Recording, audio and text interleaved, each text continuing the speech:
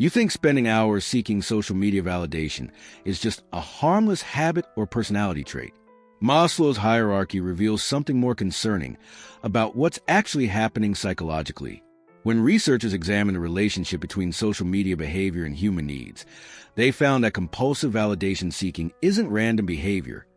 It's a specific manifestation of operating from deficiency needs in a digital environment designed to exploit those needs. People obsessively checking likes, followers, and comments aren't just being vain.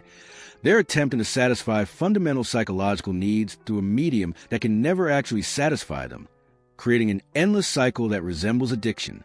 The most revealing part? Maslow's framework explains exactly why social media validation is so compelling yet so unsatisfying, why it creates dependency rather than fulfillment, and why certain people are more vulnerable than others. This isn't about judging social media users or claiming technology is evil. This is about understanding what psychological needs are driving behavior and why digital validation creates problems rather than solving them. And recognizing which needs you're trying to meet through likes and followers reveals both your current developmental challenges and why this particular method can never work. Not every person using social media is enslaved to validation. There's a critical difference between healthy social media use, where validation is pleasant but not necessary, and compulsive use, where validation becomes psychologically required. Psychologists studying social media addiction document that some people can post, receive feedback, and move on without their sense of worth depending on the response. But others experience genuine psychological distress when validation doesn't arrive, constantly check for updates, make decisions based on what will generate likes, and feel their self-worth fluctuating with social media metrics. This pattern isn't just about enjoying positive feedback. It's about needing that feedback to maintain psychological stability, because core needs aren't being met through more sustainable means. What appears as similar social media use from outside reflects completely different psychological dependency from inside. Real understanding requires examining what needs you're attempting to satisfy through digital validation, and why those needs aren't being met through channels that actually work. In this video, I'm going to reveal what Maslow's hierarchy explains about why people become psychologically dependent on social media validation, which specific needs are driving compulsive behavior, and why digital validation can never actually satisfy those needs even though it feels temporarily gratifying. You'll discover why some people are more vulnerable than others to this pattern, what your specific social media behavior reveals about your position in the hierarchy, and what actually addresses the underlying needs that likes are failing to meet.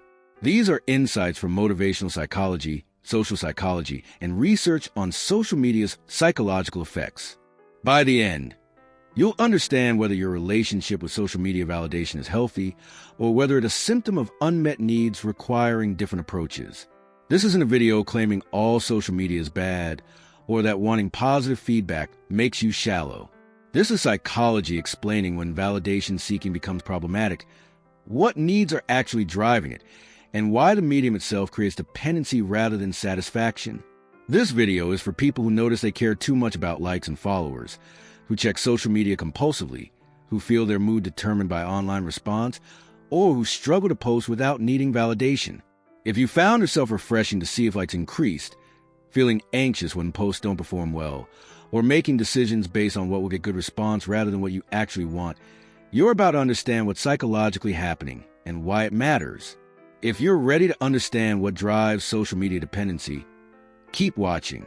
Think about the last time you posted something on social media. Notice what happened internally in the hours after posting. Were you checking repeatedly to see a response? Was your mood affected by the level of engagement? Did lack of expected validation create anxiety, disappointment, or self-doubt? For many people experiencing problematic social media use, posting creates a state of heightened vigilance and emotional vulnerability where their psychological stability temporarily depends on others' responses. This isn't just enjoying positive feedback. It's needing that feedback for emotional regulation. Maslow's hierarchy explains exactly why this happens and why it's psychologically problematic. Social media validation primarily targets two levels of the hierarchy: love and belonging, need for connection and acceptance, and esteem, need for recognition and status. When these needs aren't sufficiently met through real relationships and genuine accomplishment, people unconsciously turn to social media as substitute. Likes and follow provide quick hits of validation that temporarily feel like belonging and esteem, but because they're not meeting the actual underlying needs, the relief is brief and requires constant renewal. The psychological weight of this pattern is that you're caught in cycle with the same behavior that temporarily relieves anxiety about unmet needs also reinforces a dependency because it's not actually satisfying the needs. You're trying to quench thirst with salt water. Each drink provides momentary relief while making the underlying problem worse. Maslow's hierarchy provides essential framework. At the third level, love and belonging, humans need genuine connection, acceptance, and sense of belonging to social groups. This is fundamental psychological need that affects well-being profoundly when unmet. Historically, people satisfy belonging needs through in-person relationships, community participation, and face-to-face interaction. But modern society has seen dramatic decreases in these traditional forms of connection.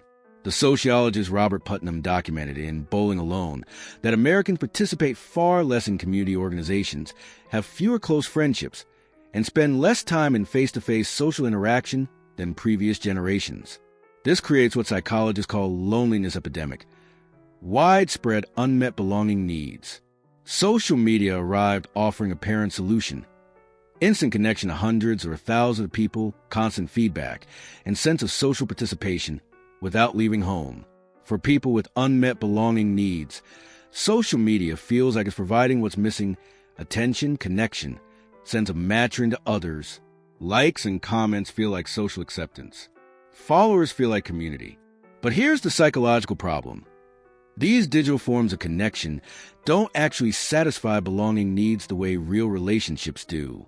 Research by psychologist Sherry Tickle and others documents that social media connection is qualitatively different from in-person intimacy.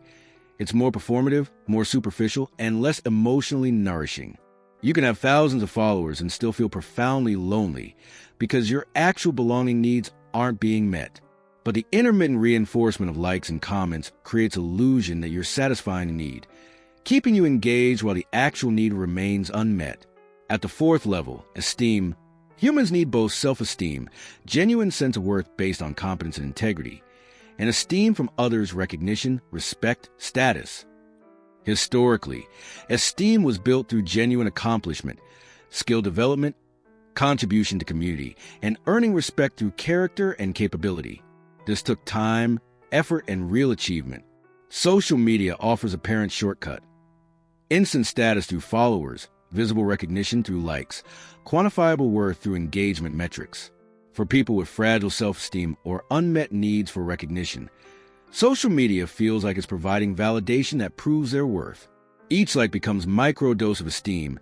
Each follower confirms they matter. Each share proves they're valued. But again, this creates psychological trap. Esteem built on social media metrics is completely unstable because it depends entirely on others' responses and platform algorithms rather than on genuine capability or character. Your sense of worth becomes hostage to factors you can't control, whether algorithm shows your posts, whether your content matches current trends, whether you can maintain whatever image generated previous validation. Research by psychologist Jean Twenge documents dramatic increases in narcissism and fragile self-esteem correlated with social media use, particularly in young people who've never developed esteem through means other than digital validation. The neuroscientist Robert Sapolsky studied reward systems and found that intermittent, unpredictable rewards, exactly what social media provides, create stronger addiction than consistent rewards. You never know which post will succeed, how many likes you'll get, or when engagement will spike. This unpredictability makes a behavior highly addictive because your brain is constantly seeking the next reward while unable to predict when it will arrive. The psychologist B.F. Skinner demonstrated through operant conditioning research that behaviors reinforced on variable schedules, where rewards come unpredictably, are most resistant to extinction and most likely to become compulsive. Social media platforms explicitly design their feedback systems using this principle. The psychiatrist Anna Lemke studied addiction and found that any behavior that provides quick dopamine hits while not actually satisfying underlying needs creates addictive potential.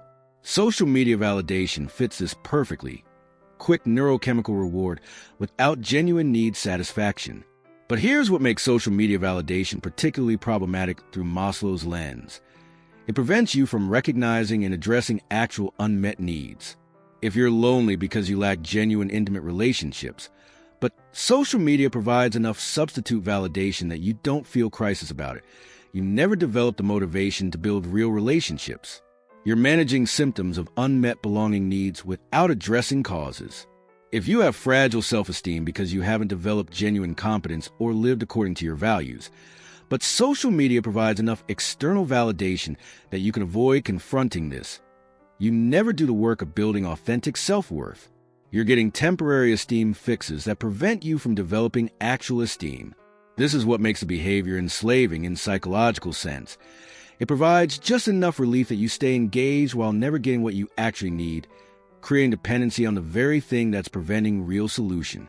But here's what your specific social media behavior reveals about which needs are driving your validation seeking and where you are developmentally.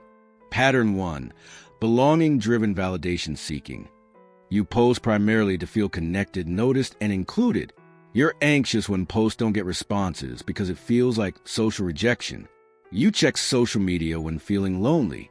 You feel better when people engage with you and worse when ignored. This indicates unmet belonging needs. You're trying to satisfy connection needs through social media because real relationships aren't providing adequate sense of acceptance and matching. What you actually need: building genuine intimate relationships where you're known and accepted, joining communities with in-person interaction, developing friendships with actual emotional depth. Social media can supplement but can't replace these. Pattern 2. Esteem-driven validation seeking. You post primarily for recognition, admiration, or status display. You're focused on follower counts, comparing your metrics to others, presenting idealized image. You feel anxious when posts don't perform well because it feels like your worth is being judged and found inadequate. You use social media to prove you're successful, attractive, interesting. This indicates unmet esteem needs.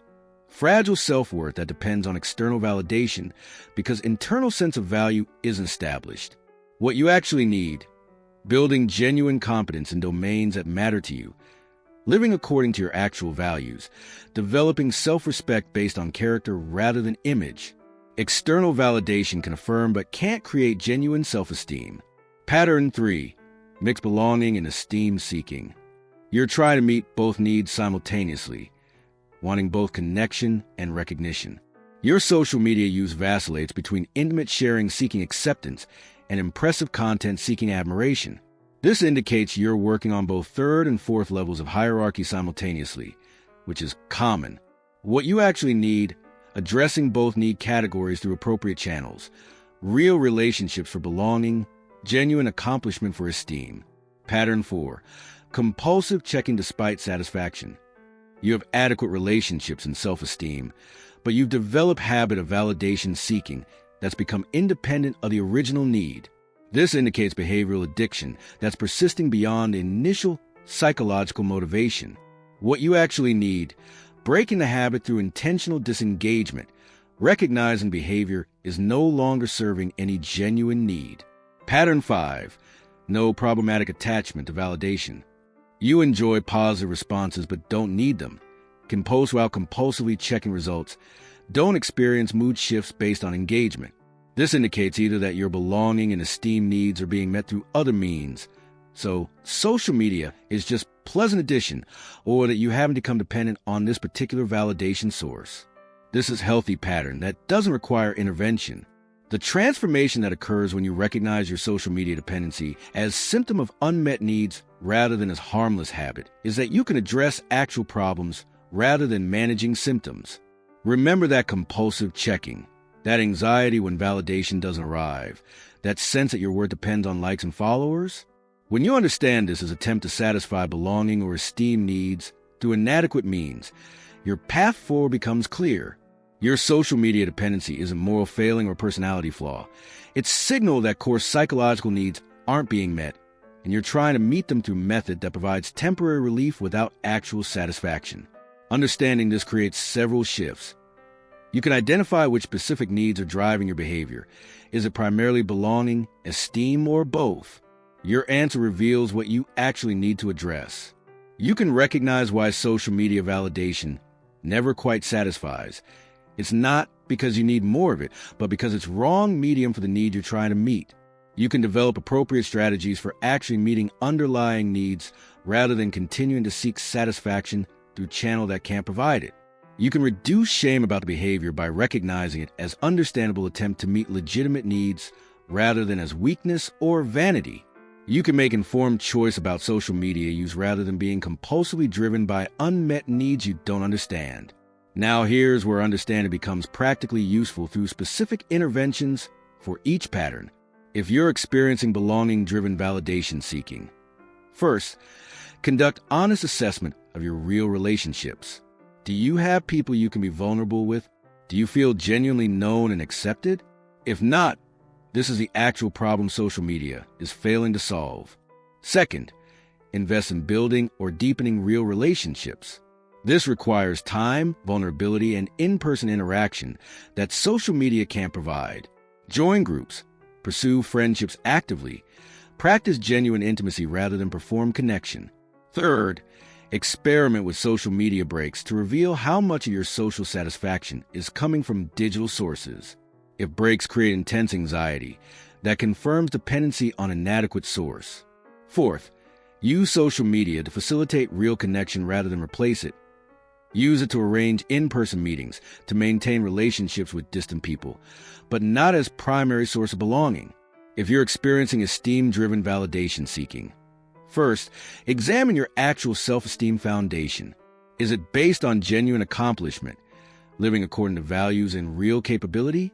Or is it based primarily on others' approval and external metrics? If the latter, this is the actual deficit social media can't fill. Second, develop genuine competence in areas that matter to you. Build skills, accomplish things that you respect regardless of others' recognition. Live with integrity. This creates authentic self-esteem that doesn't depend on social media validation. Third, practice recognizing your worth independent of external validation. When you post something and don't get expected response, notice the self-worth damage and actively challenge it. Your worth isn't determined by likes. Fourth, shift social media use from status display to authentic expression. Post because you have something genuine to share, not because you need validation for your worth. If you're experiencing mixed pattern, address both categories. Build real relationships while developing genuine self-esteem. Both are legitimate needs requiring appropriate satisfaction. If you're experiencing compulsive habit beyond need, practice intentional disengagement. Set specific limits on checking behavior. Use app blockers. Create friction between impulse and action. The habit will extinguish when you stop reinforcing it. But this requires conscious effort because the behavioral pattern is established. For everyone experiencing problematic social media validation seeking, recognize that the platforms are designed to exploit these needs. They profit from your engagement, so they've optimized every feature to keep you seeking validation that never quite satisfies. Understanding this design helps you resist manipulation. Develop awareness of what you're feeling before checking social media. Usually it's anxiety, loneliness, or inadequacy that drives the checking. Recognizing this helps you address actual feeling rather than medicating it with validation seeking. Practice delayed gratification. When you post something, resist checking responses for extended period. This builds tolerance for not knowing and reduces a compulsive element. Build identity and worth outside of social metrics. Develop aspects of yourself that exist independent of online presence, that you value regardless of whether anyone else witnesses or validates them. Here's what Maslow's framework ultimately reveals about social media validation. It's not that wanting positive feedback is problematic. It's that attempting to satisfy fundamental psychological needs through a medium designed to provide temporary hits rather than genuine satisfaction creates dependency that prevents real need meeting. The enslavement happens not because social media is inherently evil, but because it provides just enough reward to keep you engaged while never actually satisfying the underlying need, creating a cycle where you need more and more validation while feeling less and less genuinely connected or worthy. The solution isn't deleting all social media. For some people with healthy use patterns, it serves valuable functions.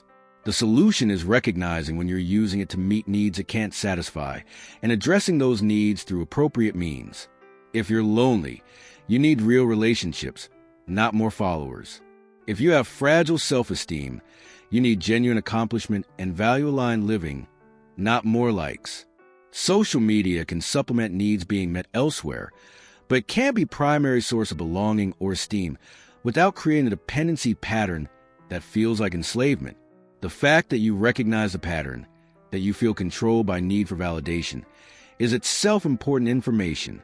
It's your psyche signaling that something isn't working, that you're trying to meet legitimate needs through inadequate means. Honoring that signal by examining what you actually need and how to actually meet those needs is a path out of dependency. If you're reading this and recognizing yourself in these patterns, understand that millions of people are experiencing the same thing: unmet belonging and esteem needs in society that's lost many traditional ways of satisfying them. Turn to digital substitutes that provide temporary relief without actual satisfaction. You're not uniquely weak or flawed. You're responding to very deliberate psychological manipulation by platforms that profit from your dependency.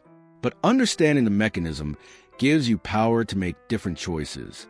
You can recognize what needs you're trying to meet, address them through means that actually work, and use social media in limited ways that don't create dependency. In the next video, I'm going to reveal what Maslow's hierarchy explains about other modern addictions and compulsions, why certain behaviors become addictive, what needs are failing to satisfy, and what actually addresses the underlying deficits. Until then, examine honestly, what are you really seeking through social media validation, and what would actually satisfy that need in ways that digital likes never can. Your answers reveal both your current developmental work and your path toward genuine satisfaction rather than endless seeking. Subscribe if you want psychology that explains modern behaviors through established frameworks, that identifies what needs drive problematic patterns, and that supports actual need satisfaction rather than symptom management.